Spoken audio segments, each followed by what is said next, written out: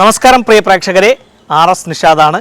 ഇന്ന് ഞങ്ങൾ പുതിയൊരു പ്രോഗ്രാമുമായി നിങ്ങളുടെ മുന്നിലേക്ക് എത്തുകയാണ്. ഈ പ്രോഗ്രാമിൻ്റെ വിശേഷങ്ങൾ പറഞ്ഞു തുടങ്ങുന്നതിന് മുമ്പ് ഞങ്ങൾക്ക് ആദ്യം നന്ദിയും കടപ്പാടും രേഖപ്പെടുത്തേണ്ടത് ഞങ്ങളുടെ പ്രിയ പ്രേക്ഷകരായ നിങ്ങളോടാണ്.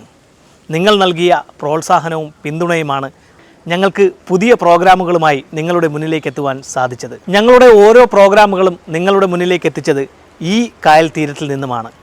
ഇവിടെ നിന്നാകട്ടെ പുതിയ പ്രോഗ്രാമും ആരംഭിക്കുന്നത്. നിങ്ങളുടെ മുന്നിലേക്ക് അവതരിപ്പിക്കുകയാണ് ഗ്രാമക്കാഴ്ചകളും നഗരക്കാഴ്ചകളും. ഓരോ ഗ്രാമത്തിനും ഓരോ ചരിത്രമുണ്ട്. സാംസ്കാരികവും പൗരാണികവുമായിട്ടുള്ള ചരിത്രം. ആ ചരിത്രങ്ങളും ചരിത്ര സ്മാരകങ്ങളും നാടിൻ്റെ സ്പന്ദനങ്ങളും കോർത്തിണങ്ങിയതാണ് ഗ്രാമക്കാഴ്ചകളും നഗരക്കാഴ്ചകളും. ചരിത്രം പറയുന്നതിനോടൊപ്പം തന്നെ പൊതുവിജ്ഞാനം കൂടി ഉൾപ്പെടുത്തിക്കൊണ്ട് സമ്മാനങ്ങളും നൽകുന്ന ഒരു പരിപാടിയായിട്ടാണ് ഗ്രാമക്കാഴ്ചകളും നഗരക്കാഴ്ചകളും ഞങ്ങൾ കൊണ്ടുപോകുന്നത്. ഗ്രാമക്കാഴ്ചകളിലൂടെ ഇന്ന് പരിചയപ്പെടുന്നത് വക്കം ഗ്രാമപഞ്ചായത്തിലെ വിശേഷങ്ങളാണ്. തിരുവനന്തപുരം ജില്ലയിലെ ചിറയൻകീഴ് താലൂക്കിൽ സ്ഥിതി ചെയ്യുന്നതാണ് വക്കം ഗ്രാമപഞ്ചായത്ത്. സാമൂഹ്യ പരിഷ്കർത്താവിനും സ്വാതന്ത്ര്യ സമര സേനാനികൾക്കും കലാ സാംസ്കാരിക രാഷ്ട്രീയ മേഖലകളിൽ കഴിവ് തെളിയിച്ച മികച്ച പ്രതിഭകൾക്കും ജന്മം നൽകിയ നാടായ വക്കം ഗ്രാമപഞ്ചായത്ത് രൂപീകൃതമാകുന്നത് 1954 ഒ ഭരതനായിരുന്നു വക്കം ഗ്രാമപഞ്ചായത്തിൻ്റെ ആദ്യ പ്രസിഡന്റ്. കാലം മായ്ച്ചുകൊണ്ടിരിക്കുന്ന ചരിത്ര ശേഷിപ്പുകളുടെയും ഒരിക്കലും മറക്കുവാൻ കഴിയാത്ത ചരിത്ര സംഭവങ്ങളുടെയും കൂടുതൽ വിശേഷങ്ങളിലേക്ക്.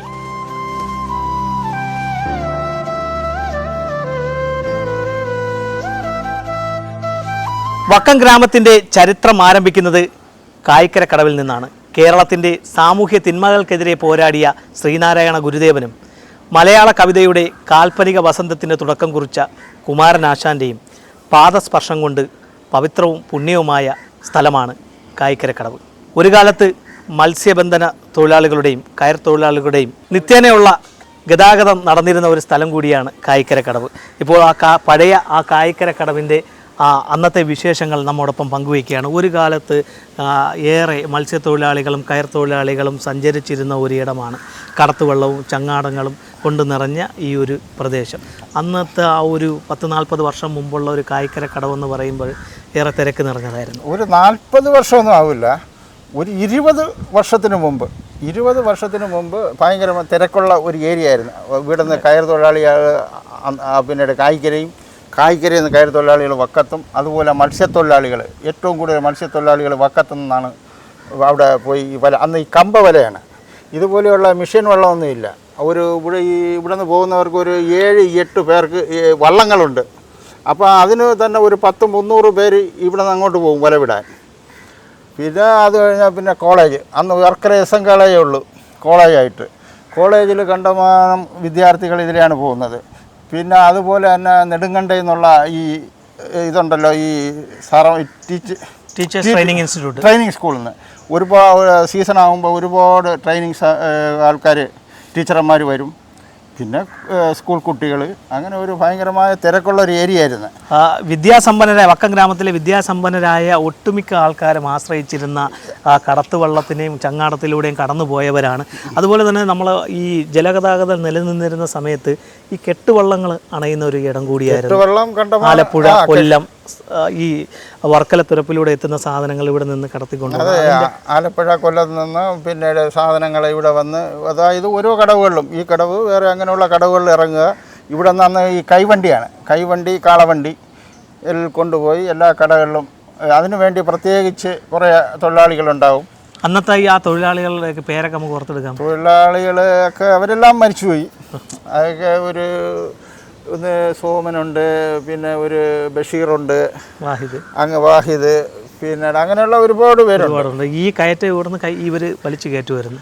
ഈ അവിടെ ഒരു കയറ്റമായിരുന്നു. ഇപ്പം ആ കയറ്റം ഒന്ന് കുറഞ്ഞ്. അപ്പോൾ ഇത് പിന്നീട് അവിടെ നിന്ന് ഈ കൈവണ്ടിയിൽ കൊണ്ടുപോയിട്ട് തള്ളിക്കയറ്റും. ബാക്കിൽ നിന്ന് 3-4 പേര് തള്ളിക്കൊടുക്കണം, എങ്കിലേ ഇത് കയറത്തുള്ളൂ. അങ്ങനെയെല്ലാം വളരെ ഒരു ഗ്രാമം സത്യം പറഞ്ഞു കഴിഞ്ഞാൽ അന്നത്തെ ഒരു ഗ്രാമം കാണാൻ ഉണ്ടാവില്ല. ഇന്നിപ്പോൾ പ്രകൃതിയുടെ ഒരു ഇതായിരുന്നു. ഈ കുമാരനാശാന്റെ ജന്മസ്ഥലമാണ് ഇതിൻ്റെ ഈ നമ്മുടെ പുറകിലേക്ക്. അതായത് ഒരു 10-20 വർഷത്തിന് മുമ്പ് ഈ കുമാരനാശാൻ്റെ 10 ദിവസമാണ് അവിടുത്തെ കലാപരിപാടികൾ. ഈ 10 ദിവസം കലാപരിപാടികൾ നടക്കുമ്പോൾ ഈ നിലയ്ക്കാമുക്ക് മുതൽ ഇവിടെ ഒരു ഉത്സവമാണ്. വൈകിട്ട് ഒരു 2 മണി മുതൽ ഇങ്ങനെ ഇതിൻ്റെ സമ്മേളനം കേൾക്കാനും കലാപരിപാടി കാണാനും ആയിരക്കണക്കിന് ലക്ഷക്കണക്കിന് ആൾക്കാരാണ് ഇതിലേ പോയിക്കൊണ്ടിരിക്കുന്നത്. അത് എങ്ങനെയൊക്കെ അന്നത്തെ ഒരു വലിയ ഉത്സവമായിരുന്നു. അതായത് ഈ ഇവിടുത്തെ ക്ഷേത്രങ്ങളിലെ ഉത്സവം കഴിഞ്ഞു കഴിഞ്ഞാൽ ആശാൻ സ്മാരകത്തിലെ പരിപാടികളും ശിവഗിരിയിലെ പരിപാടികളുമാണ് തീർത്ഥാടന സമയത്തുള്ള പരിപാടികളായിരുന്നു ഏറ്റവും കൂടുതൽ. എന്നാൽ ഈ വക്കം ഗ്രാമത്തിൽ ആൾക്കാർ കൂടുതലായിട്ട് ഈ ആശാൻ സ്മാരകത്തിലെ ഈ ഒരു പരിപാടി ഒരു ഉത്സവമായിരുന്നു അന്ന് വക്കത്തുള്ളവർക്ക്. അതായത് നമ്മൾ ഈ കായ്ക്കരക്കടവ് മുതൽ ഏതാണ്ട് നിലയ്ക്കാമുക്ക് വരെയുള്ളവർക്ക് ഒരു ഉത്സവമായിരുന്നു. പിന്നീട് സൈഡുകളിൽ അന്ന് ഈ കിടുക്കടി ഉണ്ടല്ലോ, കിടുക്കടി പിന്നെ ഇങ്ങനെയുള്ള ഈ കച്ചമുടങ്ങൾ കാര്യങ്ങളൊക്കെ വളരെ ഇതായിരുന്നു. എന്തായാലും ആ ഒരു പഴയ പ്രതാപം കായ്ക്കരക്കടവിന് നഷ്ടപ്പെട്ടു. പ്രതാപം നഷ്ടപ്പെട്ടു എന്നുള്ളതല്ല, ആ നമ്മുടെ പ്രകൃതി ഒരു അന്ന് ഈ ഒരു സ്ഥലത്ത് നിൽക്കുമ്പോൾ ഇവിടെ തന്നെ ഈ കയർ മേഖലയിലേക്ക് എത്തുന്ന കയർ വ്യവസായം നിലനിന്നിരുന്ന സമയത്ത് ഈ കോവളം വിഴിഞ്ഞം ഭാഗത്തു നിന്നൊക്കെ തൊണ്ടുകൾ അതായത് പൂവാർ തൊണ്ടെന്നാണ് അന്ന് പറയുന്നത്. ഏറ്റവും കൂടുതൽ വില കൂടിയത് നല്ല തൊണ്ടുകളും പൂവാറെന്നാണ് വരുന്നത്. പൂവാറിൽ അത് ഈ തമിഴ്നാട്ടിൽ നിന്നൊക്കെ തൊണ്ട് ശേഖരിക്കുന്നത് പൂവാറിലാണ് ഇത് സ്റ്റോക്ക് ചെയ്യുന്നത്. അവിടെ നിന്ന് ഈ വലിയ വള്ളങ്ങളിൽ കെട്ടുവള്ളങ്ങളിൽ ഇത് അടുക്കിക്കൊണ്ട് വരുന്നത് തന്നെ വളരെ ഒരു രസമാണത്. നല്ല കാണാനൊക്കെ ഇങ്ങനെ അടുക്കി ഒക്കെ കൊണ്ടുവരുന്നത്. അങ്ങനെയുള്ള വള്ളങ്ങളിൽ എല്ലാ സ്ഥലങ്ങളിലും കൊണ്ടുപോകും. അത് കയറ്റിറക്കാനായിട്ട് എപ്പോഴും ഒരു 10-12ഓളം ചെറുപ്പക്കാർ എപ്പോഴും ഉണ്ടാവും. ഈ വള്ളത്തിൽ വരുന്ന സമയത്ത് വള്ളം തന്നെ ഈ മാലെന്ന് പറയും. അന്ന് വലിയ 10,000, 20,000, 15,000 തൊണ്ട് ഇറക്കുന്ന മാലുകളുണ്ട്. അതിലിട്ട് താക്കാൻ വേണ്ടി വേറെ ആൾക്കാർ. അത് കഴിഞ്ഞതിന് ശേഷമാണ് ഈ തുരങ്കമുണ്ടല്ലോ, തുരപ്പ് അടഞ്ഞതിന് ശേഷമാണ് പിന്നെ ലോറികളിൽ വന്നു തുടങ്ങിയത്. അപ്പോൾ ഇത് വാരാനും ഇറക്കാനും വീണ്ടും കുറച്ച് അധികം ആൾക്കാരുണ്ടായി. ഓക്കെ, നമ്മൾ ഈ ഒരു പരിപാടി എന്ന് പറയുമ്പോഴത്തേക്കും നമ്മൾ ഈ ഗ്രാമത്തിൻ്റെ ചരിത്രം പറയുന്ന ഒരു പരിപാടിയാണ്. അതിനോടൊപ്പം തന്നെ നമ്മൾ ഈ പൊതുവിജ്ഞാനം കൂടി ഇതിനകത്ത് ഉൾപ്പെടുത്തിയിട്ടുണ്ട്. നമ്മളിത് കാണുന്ന പ്രേക്ഷകർക്ക് നമ്മൾ ഈ പറയുന്ന പൊതുവിജ്ഞാനത്തിലൂടെ അതിൻ്റെ ഉത്തരം അവർക്ക് കമൻറ്റ് ചെയ്ത് സമ്മാനം നേടുവാനുള്ള ഒരു അവസരവും കൂടിയുണ്ട്. ഇന്നിപ്പോൾ ഞങ്ങൾ ചോദിക്കുന്ന ചോദ്യത്തിൻ്റെ ശരിയായിട്ടുള്ള ഉത്തരം കമൻറ്റ് ചെയ്യുന്നവർക്കുള്ള സമ്മാനം നൽകുന്നത് നമ്മൾ പണയൽക്കടവിൽ സ്ഥിതി ചെയ്യുന്ന കായലോരം റെസ്റ്റോറൻ്റാണ്. അവിടെ തന്നെ പറ്റി പ്രത്യേകിച്ച് പറയേണ്ട ആവശ്യമുണ്ടോ? ഇല്ല, കായലോരം എനിക്കറിയാവുന്നതാണ്. പഴയ നമ്മുടെ ഒരു വേണ്ടപ്പെട്ട ഒരു സൗഹൃദമുള്ള ആളായിരുന്നു അപ്പു. ഇപ്പോൾ അപ്പുവിൻ്റെ സൗകര്യമാരാണ് നടത്തുന്നത്. അതൊക്കെ എല്ലാം അറിയാം. നമുക്ക് നാടൻ രീതിയിലുള്ള ഭക്ഷണമാണ് കിട്ടുന്നത്. ഈ തിരുവനന്തപുരം, കൊല്ലം, പത്തനംതിട്ട, ആലപ്പുഴ പ്രദേശങ്ങളിൽ നിന്നുള്ള ആൾക്കാരാണ് ഇവിടെ കൂടുതലായിട്ട് ഇത് കേട്ടറിഞ്ഞ് കഴിക്കാനെത്തുന്നത്. പിന്നെ ഒട്ടുമിക്ക സർക്കാർ സ്ഥാപനങ്ങളിലുള്ളവരും ഇവിടെ എത്തുന്നു. വലിയ രീതിയിലുള്ള ഫംഗ്ഷൻ നടക്കുന്നു. അപ്പോൾ അവരാണ് ഇന്ന് ഞങ്ങളുടെ ഈ ചോദ്യത്തിനുള്ള ശരിയായിട്ടുള്ള ഉത്തരം ഞങ്ങളുടെ യൂട്യൂബ് ചാനലിലൂടെ കമൻറ്റ് ചെയ്യുന്നവർക്കുള്ള സമ്മാനം നൽകുന്നത്. അപ്പോൾ ഞങ്ങളുടെ ചോദ്യം ഇതാണ്: മനുഷ്യൻ ആദ്യകാലത്ത് കണ്ടുപിടിച്ച ലോഹം ഏതാണ്? നിങ്ങളുടെ ശരി ഉത്തരം ഞങ്ങളുടെ യൂട്യൂബ് ചാനലിലൂടെ തന്നെ കമൻറ്റ് ചെയ്യുക. ശരിയായിട്ടുള്ള ഉത്തരം കമൻറ്റ് ചെയ്യുന്നവർക്ക് സമ്മാനം നൽകുന്നത് കായലോരം റെസ്റ്റോറൻ്റാണ്. അപ്പോൾ ഇത്തരത്തിലുള്ളൊരു പരിപാടിയും എങ്ങനെ വീക്ഷിക്കുകയാണ്? പൊതുവിജ്ഞാനവും അതുപോലെ തന്നെ ഗ്രാമത്തിൻ്റെ ചരിത്രവുമായിട്ട് മുന്നോട്ട് പോകും. നിങ്ങൾ ഇതുപോലെ പരിപാടി വളരെ നല്ലതാണ്. കാര്യം എല്ലാവർക്കും ജനങ്ങളുടെ പൊതുവെ ഇപ്പോഴത്തെ പുതിയ തലമുറയ്ക്ക് ഇത് ഇങ്ങനെ പകർന്നു കൊടുക്കുന്നത് വളരെ നല്ലൊരു കാര്യമാണ്. നല്ലൊരു കാര്യം. എന്തായാലും നിങ്ങളുടെ ഈ പ്രോത്സാഹനവുമായിട്ട് ഞങ്ങൾ ഈ കായ്ക്കര കടവിൽ നിന്നും കുറച്ചുകൂടി മുന്നോട്ട് വക്കത്തിൻ്റെ കൂടുതൽ ചരിത്രങ്ങൾ പറയാനുള്ള ആ ഒരു വിഷയമായിട്ട് ഞങ്ങൾ മുന്നോട്ട് പോവുകയാണ്. കായ്ക്കരക്കടവിലെ വിശേഷങ്ങൾ പറഞ്ഞ് ഞങ്ങളെത്തിയിരിക്കുന്നത് നമ്മുടെ നാടിൻ്റെ സ്വാതന്ത്ര്യത്തിന് വേണ്ടി ബ്രിട്ടീഷുകാർക്കെതിരെ പോരാടി വീരചരമം പ്രാപിച്ച ഈ നാടിൻ്റെ ധീര രക്തസാക്ഷിയായ INA ഹീറോ വക്കം ഖാദറിൻ്റെ സ്മൃതി മണ്ഡപത്തിന് മുന്നിലാണ്. വാവാക്കുഞ്ഞ് ഉമ്മു സൽമ ദമ്പതിമാരുടെ മകനായി 1917 മെയ് 25 ധീര രക്തസാക്ഷിയായ INA ഹീറോ വക്കം ഖാദർ ഈ മണ്ണിൽ ജനിക്കുന്നത്. സ്കൂൾ പഠനകാലത്ത് തന്നെ സ്വാതന്ത്ര്യ സമര പ്രവർത്തനങ്ങളിൽ സജീവമായിരുന്നു വക്കം ഖാദർ. സ്വാതന്ത്ര്യ സമര പ്രവർത്തനങ്ങളിൽ വക്കം ഖാദർ നിറസാന്നിധ്യമായതോടുകൂടി ബ്രിട്ടീഷ് പട്ടാളത്തിൻ്റെയും പോലീസിൻ്റെയും കണ്ണിലെ കരടായി മാറുകയായിരുന്നു. ഇത് മനസ്സിലാക്കിയ അദ്ദേഹത്തിൻ്റെ പിതാവ് തൊഴിലിനായി വക്കം ഖാദറിൻ്റെ 21-ാം വയസ്സിൽ മലേഷ്യയിലേക്ക് നാട് കടത്തുകയുണ്ടായി. അവിടെ പൊതുമരാമത്ത് വകുപ്പിൽ ജോലിയിൽ പ്രവേശിച്ചുവെങ്കിലും തുടർന്നു പോയില്ല. ഈ നാടിൻ്റെ സ്വാതന്ത്ര്യത്തിന് വേണ്ടി സുഭാഷ് ചന്ദ്രബോസിൻ്റെ ഇന്ത്യൻ നാഷണൽ ആർമിയിൽ ചേർന്ന് പ്രവർത്തിക്കുകയും ചെയ്തു. INAയുടെ ചാവേർ സ്ക്വാഡിൽ അംഗമായ വക്കം ഖാദർ 1942 അവിടെ നിന്നും സംഘാംഗങ്ങളുമായി സ്വാതന്ത്ര്യത്തിന് വേണ്ടി പോരാടുവാനായി ഇന്ത്യയിലേക്ക് തിരിച്ചു. കോഴിക്കോട് താനൂർ കടപ്പുറത്തെത്തിയ വക്കം ഖാദറിനെയും മറ്റ് സംഘാംഗങ്ങളെയും ബ്രിട്ടീഷ് പട്ടാളം പിടികൂടുകയും ചെയ്തു. അറസ്റ്റിലായ ഇവരെ മദ്രാസ് സെൻട്രൽ ജയിലിലെത്തിച്ച് കൊടും പീഡനത്തിനിരയാക്കുകയും രാജ്യദ്രോഹ കുറ്റം ചുമത്തി വധശിക്ഷയ്ക്ക് കോടതി വിധിക്കുകയും ചെയ്തു. കോടതി വിധി നടപ്പാക്കുവാനായി ജയിലധികൃതർ ഒരുങ്ങുമ്പോൾ അവസാനത്തെ ആഗ്രഹം ചോദിക്കുകയുണ്ടായി. നമ്മുടെ രാജ്യത്തിൻ്റെ മതസൗഹാർദ്ദം എന്നും നിലനിൽക്കുന്നതിനായി തന്നോടൊപ്പം ഒരു ഹിന്ദു സഹോദരനെ കൂടി തൂക്കിലേറ്റണമെന്ന് അദ്ദേഹം വാദിക്കുകയുണ്ടായി. അങ്ങനെ 1943 സെപ്റ്റംബർ 10 പുലർച്ചെ ആ ധീര രക്തസാക്ഷിയെ ബ്രിട്ടീഷ് കോടതി തൂക്കിലേറ്റി. ഈ ധീര രക്തസാക്ഷിയുടെ ലഘു ജീവിത ചരിത്രമാണ് ഞങ്ങൾ നിങ്ങളുടെ മുന്നിലേക്ക് എത്തിച്ചത്. കായ്ക്കരക്കടവിലൂടെ സഞ്ചരിച്ച് വക്കം ഖാദറിൻ്റെ ജീവചരിത്രവും പറഞ്ഞ് ഞങ്ങളെത്തിയിരിക്കുന്നത് മൗലവി ജംഗ്ഷനിലാണ്. ഇന്ന് ഇതിന് മൗലവി ജംഗ്ഷനാണെന്ന് പേരെങ്കിലും പണ്ട് കാലത്ത് തന്നെ പാകിസ്ഥാൻ മുക്കെന്ന് അറിയപ്പെട്ടിരുന്നു. മത്സ്യത്തൊഴിലാളികളും കയർ തൊഴിലാളികളും നിരവധി പെരുങ്കുടിമാരിവിടെ ഉണ്ടായിരുന്നു. എടുത്തു പറയത്തക്ക അന്നത്തെ ഒരുപാട് പേരുണ്ട്.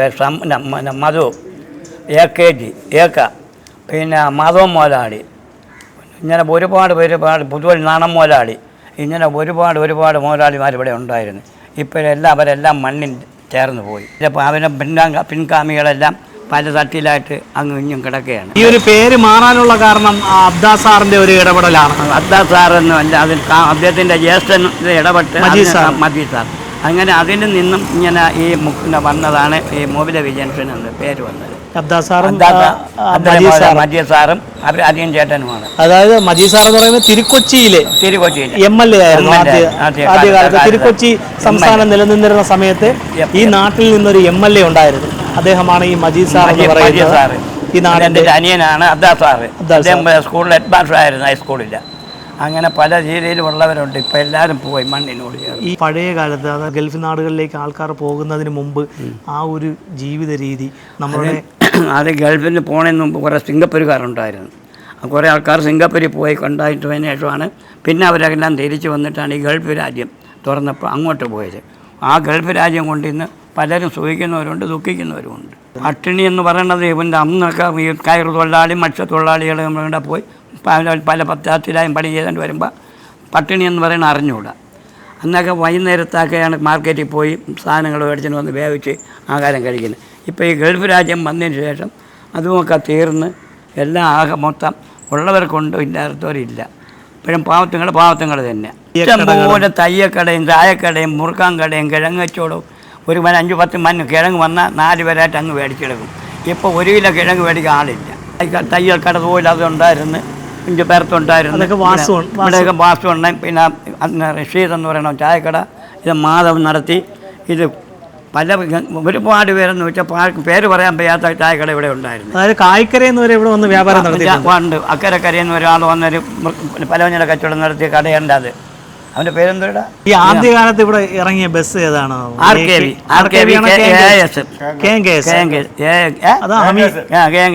അതിന് മുമ്പ് ഒരു ഹമീദിയ എന്ന് പറഞ്ഞ അവരുണ്ടായിരുന്നു. അയാൾ പിടിച്ചു ഇറക്ക്.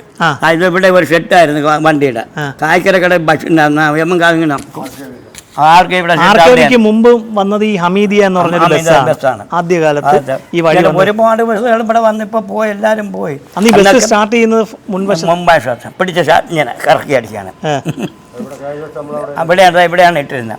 ആർക്ക് നമ്മുടെ എവന്റെ പേര് ഇലക്ട്രിസിറ്റി ബോർഡിന്റെ ജോലി ചെയ്ത ഗോപിയുടെ വീടിനടുത്താണ് RKBയുടെ ഷെഡ്. മുമ്പ് ഇട്ടിരുന്നത് KNGSന്റെ. ഇന്നലെ എല്ലാം ഉണ്ട് പോനെ. ഇപ്പോൾ ഇവിടെ ആരുമില്ല. ഇതിന് സമീപത്ത് ഒരു അന്തിച്ചന്ത പ്രവർത്തിച്ചിരുന്നു.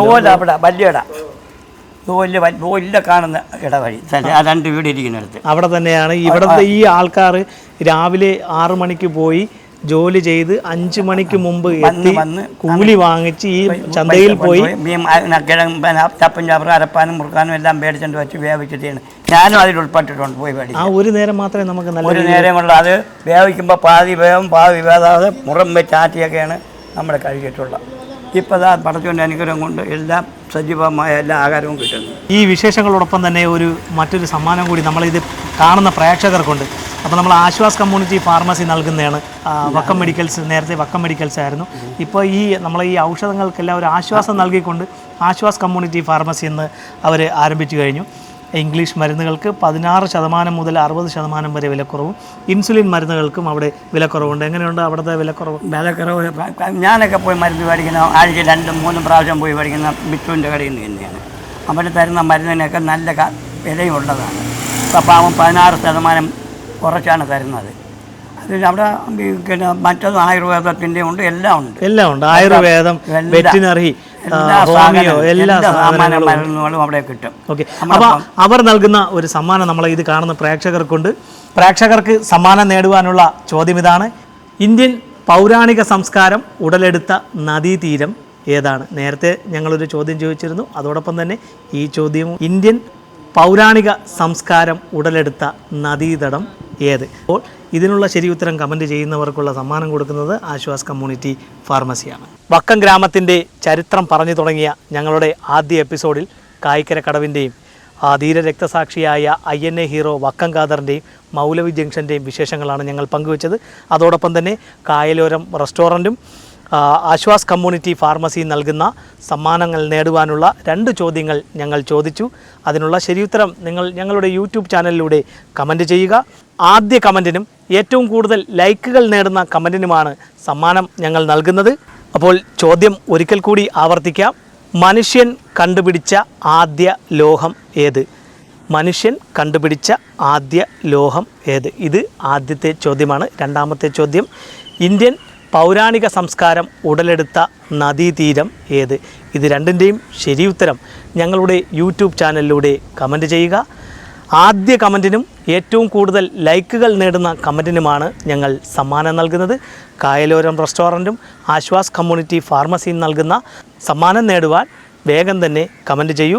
അപ്പോൾ വക്കത്തെ കൂടുതൽ വിശേഷങ്ങളുമായി മറ്റൊരു ഭാഗത്തിൽ നമുക്ക് വീണ്ടും കാണാം. ക്യാമറമാൻ റജിനൊപ്പം RS Nishad, news diary Keralam.